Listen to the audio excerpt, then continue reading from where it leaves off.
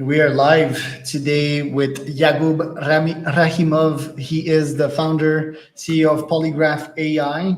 Welcome to this other CEO Wisdom Pod. It's going to be exciting. Polygraph is a cool app.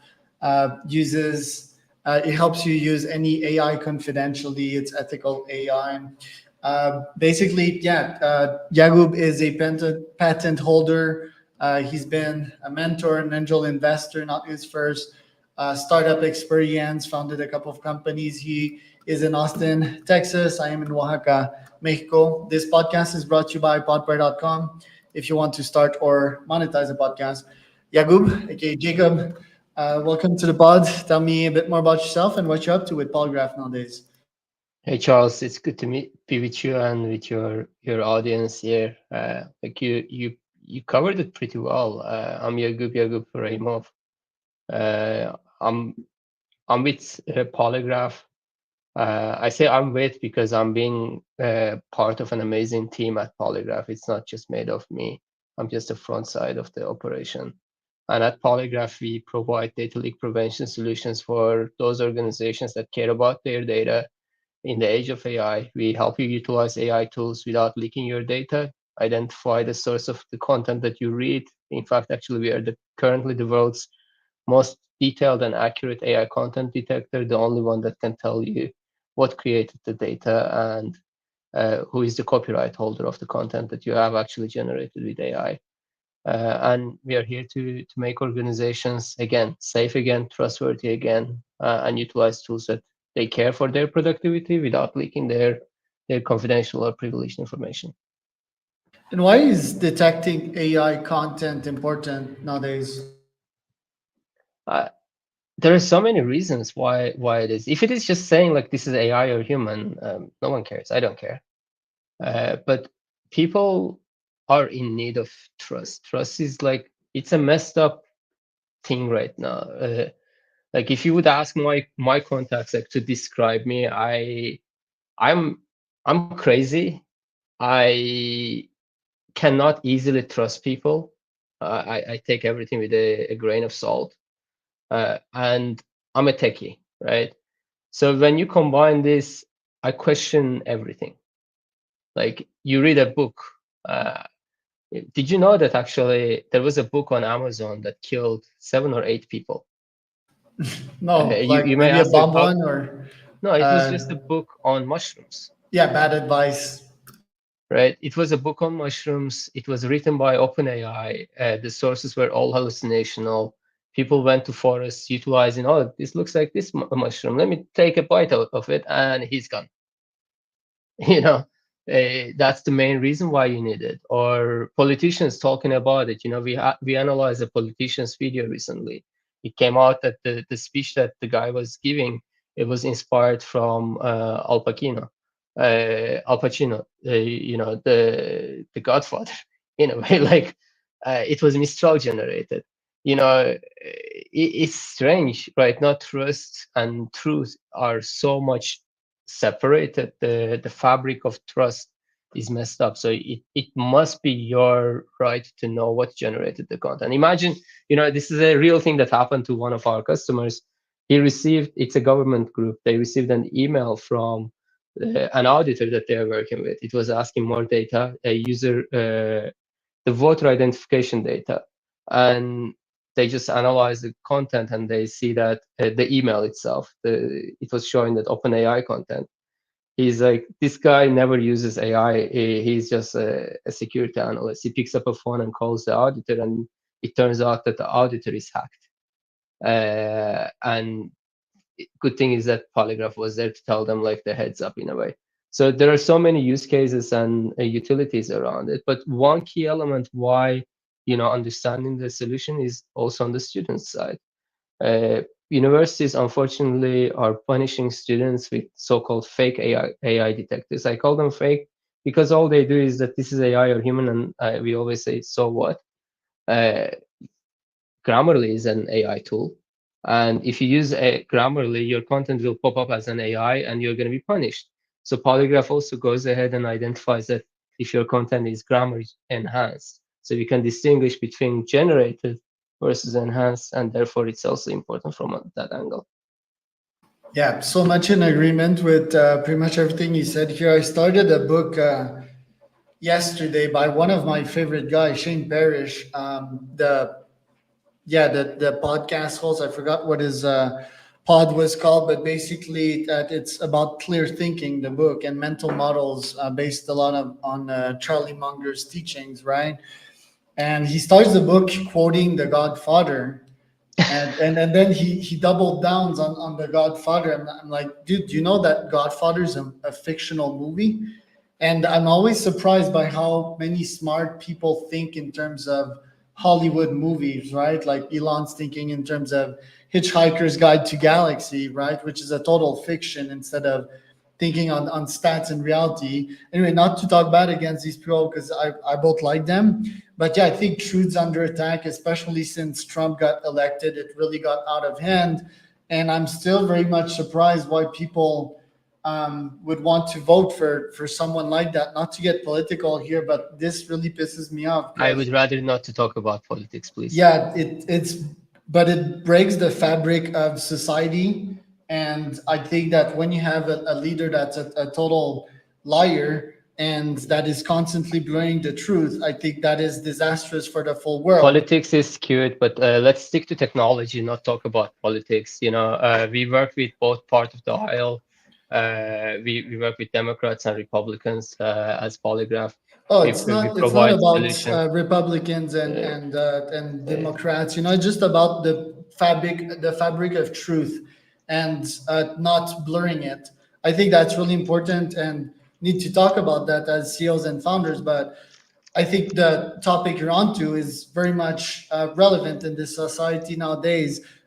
Because truth, if we stick to it as a society, we can scale scientifically, right? And with AIs, there's a bunch of tools that are hallucinating, not really because they want to, they're bad intentions and bad people, but definitely, yeah, I'm using ChatGPT nowadays, and sometimes it's like, oh, this is not factual, right? Um, so tell me about your business model and how you help companies stay true to the truth. And yeah, what's your business model here? you can even use Polygraph to use OpenAI and eliminate the hallucination of the AI. So Is we that have like a prompt or? no. So we have a polygraph layer that we it's coming up in about 3 weeks, but I'll hint it here is that we can jailbreak majority of the AI tools out there, give them real-time internet access, as well as localize RAG option to your data without giving access to your privileged information so that you can actually generate the information or reply to that email or do that white paper or technical paper, etc., utilizing with the validated self-appointed data out there. And that makes Polygraph extremely unique in there. But, our model, you know, we are a B2B2G solution with recently, like we saw education industry creating challenges for students. We even added a B2C kind of element in there, although it's more like a CSR, not a real full product that we are focusing on.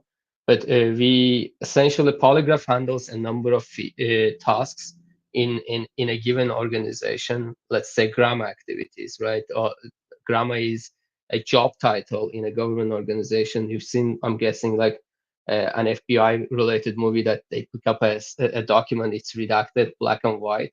So we can do, on average, a grammar person can do 40 pages of redactation in a week, give or take, sometimes in 3-4 weeks. Now, the very same person utilizing Polygraph can do it uh, around 100,000 pages per day. And that's their limitation because they cannot go as fast as we are going through on it. We can generate every 10 minutes 100,000 redactation pages of redactation. So for every feature that we added, we on the given job description, our policy is to charge them up to 80% of an average salary that we would be charging it. and quite often at 200 to 300x return on that investment compared to the other people.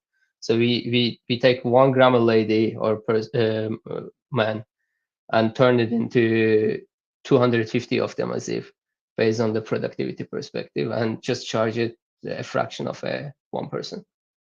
Right. And who are your customers? Like, would Amazon be a customer for you to avoid fake reviews? Give me examples of ICPs. We actually have a free Chrome extension you can download, and you can find all the unreliable Amazon, Walmart, Best Buy, etc. reviews. It's completely free. Go ahead and download it. But we majorly work with data-centric organizations. These are often regulated groups or groups that handle confidential or high-impact data types. May it be certain government groups, or may it be financial institutions or legal institutions, law firms, etc. And these people cannot really utilize any tool that would transmit the data, and there is like a strings of different approval processes that's going on. Now with Polygraph, they can go ahead and start using even like consumer grade chat GPT without ever actually giving chat GPT access to that, confidentiality or privilegeness. Our engine anonymizes all the confidential data. And I'm not using, by the way, PII here. Confidential is a contextual understanding. What's confidential to Charles is very different than what's confidential to Yagub, right? Based on the things that we are doing. So we anonymize anything that's confidential or privileged based on your company data governance activities. Right. And how do you get these clients? What's your preferred lead gen sales marketing channel? Currently, it's insanely inbound. We currently, like when it comes to AI detection, we are the world's most detailed and accurate AI content detector. So we have journalists, we have different intelligence people, etc., reaching out to us on enterprise grade polygraph privacy layer AI governance. Um, it's a little different. We can deploy it on-prem or hybrid cloud base, and we currently have around 90 days wait time on it. And I guess it should tell you the scale of demand that it is there. So it's majorly inbound, and I'm really proud of our team, what we've done. We have people like large organizational events are happening everywhere, and for you quite often to be on a stage, you have to be a sponsor or pay them some marketing fees and so on. We always say no to all of them. And yet there is always a customer of ours or user of ours on stage talking about us. And each time it takes place, we get like dozens of people coming. Like most recently, uh, Utah County Commissioner Amelia Gardner was on NACO Summit, National Association of Counties, talking about how we help them to identify basically misinformation in the age of AI. And right away, dozens of people reached out to us. And that's, again, for anyone to be at NACO Summit, since it's a nonprofit organization, you need to be a sponsor. And it starts from $100,000 in general, as far as I know. So we have not paid a penny in there, and yet our users are talking like how we are making their life easier, and that brings inbound. Basically, a customer validated approach is a lot more better than any paid solution that you'll ever get. Right. Are you raising any capital nowadays or pure bootstrap? We are venture backed. So last year we raised a little over $1.7 million. And we are considering to raise our next round in September. Right. Tell me about cyber hacks and how the situation has evolved since AI has become a thing. Is it just a higher scale of attacks or phishing, or is it also higher quality? Because the hacks that I've seen, I mean, it's not really sophisticated hackers, but it seemed really poorly written. I can almost immediately identify that they're hackers. What have you seen out there? I mean, 3 out of 10 words that goes to ChatGPT as an example is privileged information right now. And unfortunately, lots of people are using these AI tools for like code verification, etc. as well. And inside it, lots of engineers are leaking critical data without even caring or knowing about it. And that makes it easier. We've seen Snowflake hack, we've seen Microsoft hack, we've seen even Federal Reserve being hacked. It just started raining here, so if you hear crazy noise, it's the rain outside. But the fact that people are sharing that kind of information and we are constantly being connected via these tools, it opens up lots of like unfortunate, easy to manipulate gateways to hackers. And we all know that hacking doesn't necessarily have to be complicated. Sometimes you use a stupid password and you can be hacked. So you have to be always be smart around it. And unfortunately, with AI being around, people are even sharing their confidential emails to be summarized by so-called email summarizers that are rappers out there. And when they land on a crazy country, there is someone standing with their name, and they go sit in their car, they get kidnapped. This has happened to a CEO that I know, by the way, in an African country. So it's not that difficult to hack into API gateways. Okay, API gateways, huh? And you're saying that OpenAI is not advanced much. They're not taking data of their I did clients not say that. seriously enough. I did not say that. People always make mistakes. It's not that OpenAI API gateways are being hacked. These companies make a mistake, and somehow their API connection points have vulnerabilities inside. And having that vulnerability, they fish into it and they pull the same amount of data as these AI tools are pulling out. So that creates an issue out there. And there are lots of different ways that one may and could be manipulating the data pool. And are companies taking it more seriously than they were pre-COVID? Because the mentality generally is just like, I'll take care of it once I'm hacked. I'll have the insurance policy paid and the cybersecurity insurance policy paid. Or is it like more consciousness because these attacks have accelerated since the venue of AI tools such as ChatGPT? Cybersecurity is something that has been evolving crazily every year since 1980s. And given even going even on top of that, we have seen uh, companies waking up, right? Organizations used to think that I'm going to ban something and it's going to be the solution. And they start understanding that banning something is not never the solution. There is always like backstage access to it, which is more dangerous. So there is, of course, utilities around it. Uh, I believe that the biggest thing that's happening right now is awareness campaign that's going on with most of the enterprises and government groups, that they are educating their own team members, making them understand that utilize this, it's okay, but know the vulnerabilities with here and there. And education is more valuable, more powerful than just saying that, oh, don't do this, or if you do this, you'll be fired.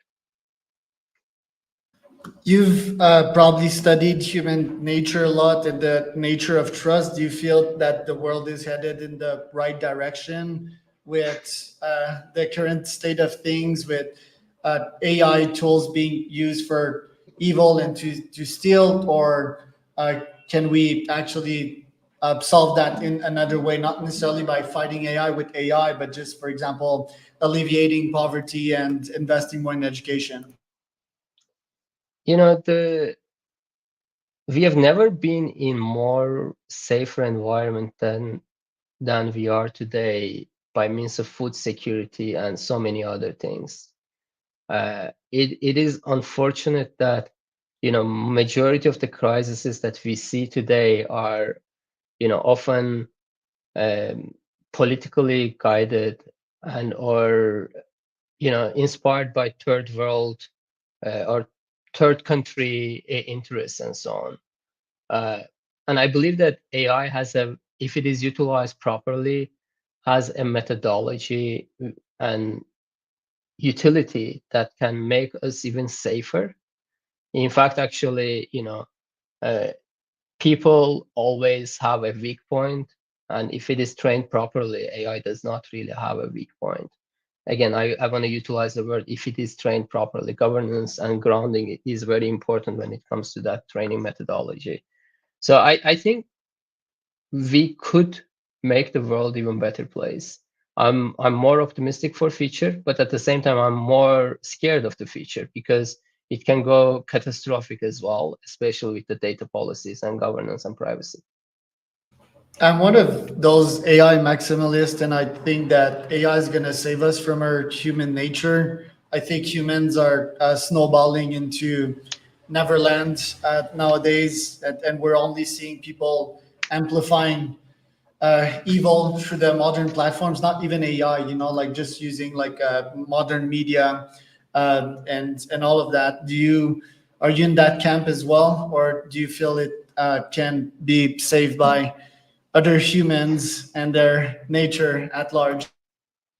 You know, look around the world and you'll see that my wife is from Ukraine, and look what's happening in Ukraine. I'm part Jewish. Look what's happening in Israel or Middle East overall, and everything else. Just 5 years ago, most of these things would have been 6 years ago, have been unimaginable. It's stupidity of the human nature, and unfortunately, human stupidity causes and costs human lives. Uh, sure, the world changes and we will adopt and change. But I believe the technology can be I always say that, we invest in a technology enabled future.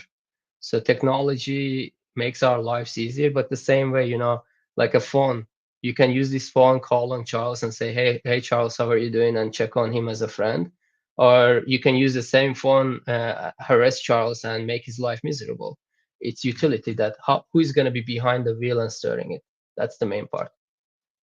Right. AGI, do you feel it will actually happen before 2029, like Ray Kurzweil says? Any predictions on that?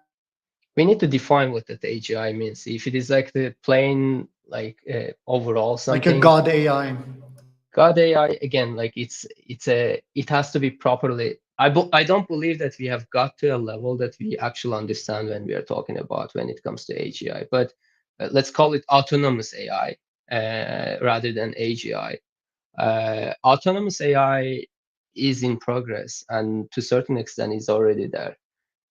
We just the main thing is that do we have the technical capacity to make it operate? Unfortunately, many of these things require, heavy energy onto it and computational, power behind it. It will not just run on your, a yoga book. And AI has to escape the chatbots, and it's already happening. We see like humanoids, etc. We are heading on that direction, and I believe 2027 to 2028 is the key target that we should go for. Just like I believe weird things like humor are an indicator of intelligence, I believe that lying is also an indicator of intelligence. Who lies better nowadays, humans or AIs? AI is a terrible liar. I mean, we can detect it all. Human, we are creative creatures. We are chaotic, and fuzziness in the logic is still there, and fuzzy logic enables human kind of like brain work differently. We can sometimes you lie in such a way that you can actually start believing in your own lies. AI cannot really do that. Yeah, fascinating thing right there when humans lie and they don't remember that they were lying. So then their brain registers it as factual information and they built on lies, which is quite a fascinating phenomena. Do you think sometimes lying can be good in some situations, saving your ass in a totalitarian regime? Uh, Maybe, but I try to stay out of politics. Yeah, you do. Where can people find out more about you, Yagub? So for me, I use most of my LinkedIn as I'm not much of a social guy here, really. So Yagub Rahimov, I believe there is only one. And for people who are following, by the way, you today, and if they want to know and get access to Polygraph, let's actually give them a gift. They can use the coupon code reality, very simple, and until the end of the month they'll get around I think 75% discount on it. So it's a gift on you. Thank you, Yagub. That was Yagub